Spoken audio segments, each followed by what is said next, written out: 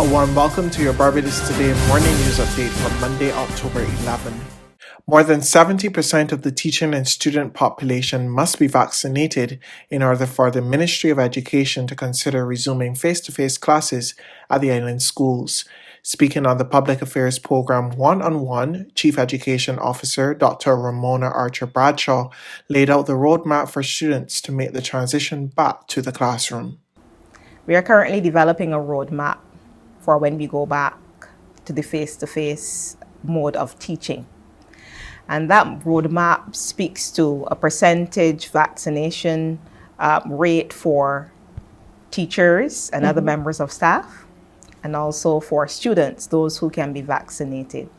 Right now, as it stands, we're looking at about 70% vaccination for our students and about 70% vaccination for our teachers as well.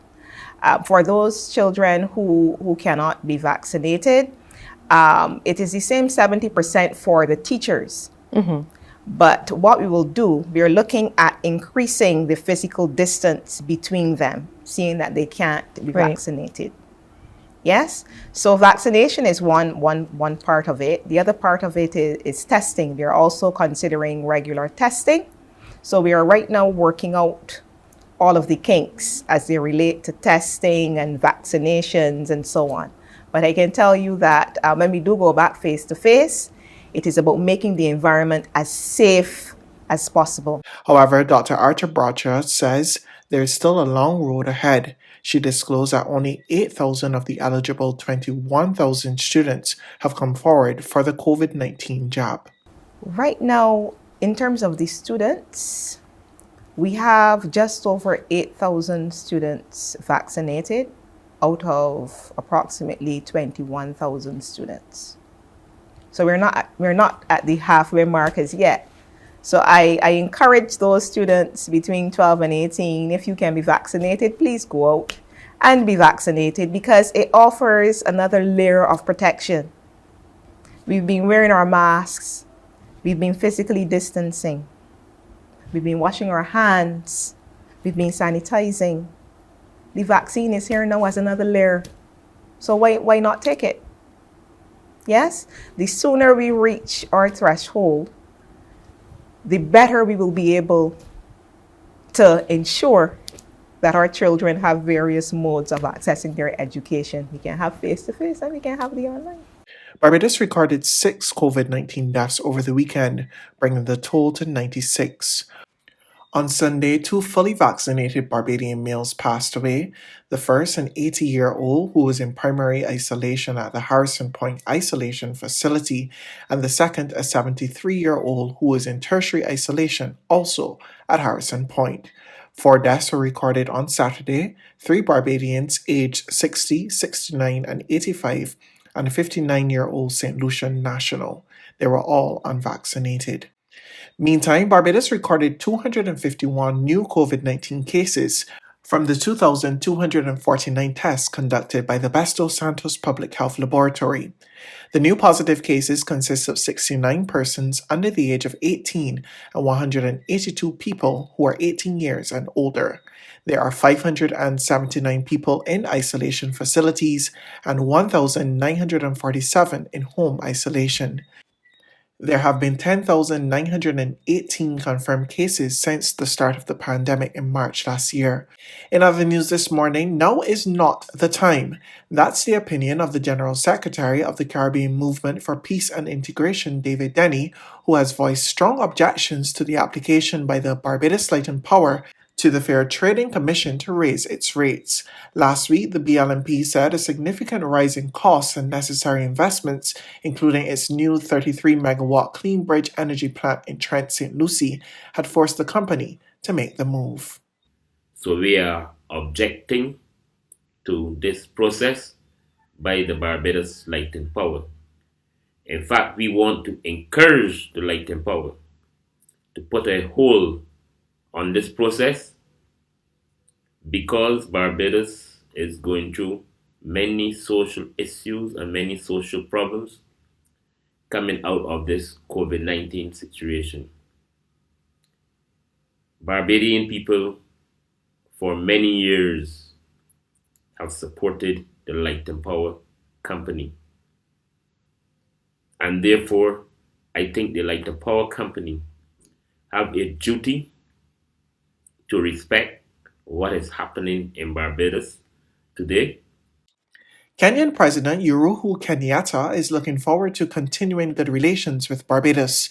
Speaking to reporters at the Grantley Adams International Airport on Sunday, as he was preparing to return home, the African leader said he's excited about the concluded talks and is looking forward to the opportunities within the region and with Barbados in particular. I feel very excited about the prospects that exist for really strengthening and rebuilding the relationship between the African continent and her diaspora.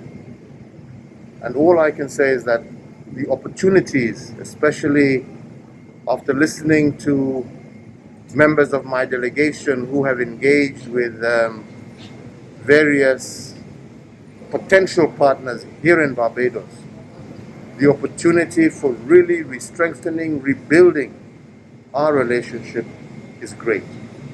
And for me, I really want to just take this opportunity to thank my sister Mia, who has really been a pioneer of re-establishing the historical links and ties between those of us who live out here in the Caribbean and those who were left behind on the African continent.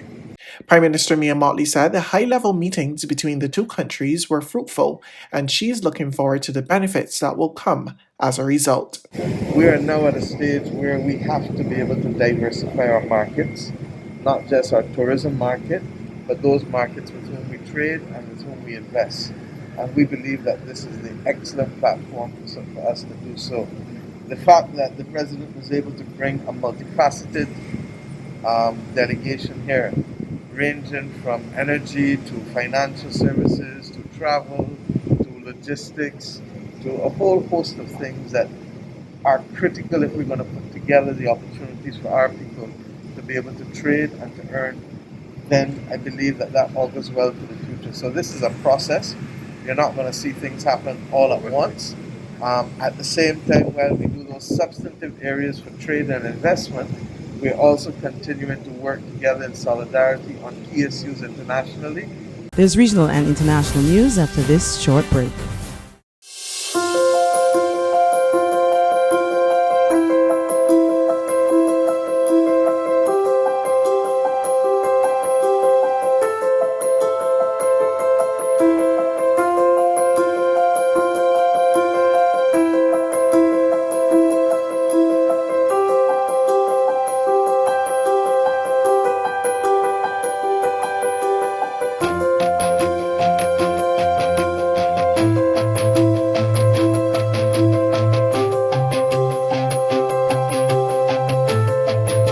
Barbados Today, news you can trust.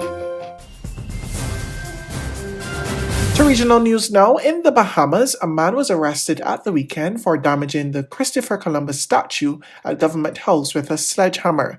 We get the details from Eyewitness News, Bahamas. A Defense Force Marine has been fired after a man who calls himself Michael the Archangel was able to gain access to Mount Fitzwilliam to destroy the Christopher Columbus statue. This according to the Royal Bahamas Defense Force Commodore Dr. Raymond King, who also says that others who are found to have allowed this to happen will also be held accountable. I'm bringing him down!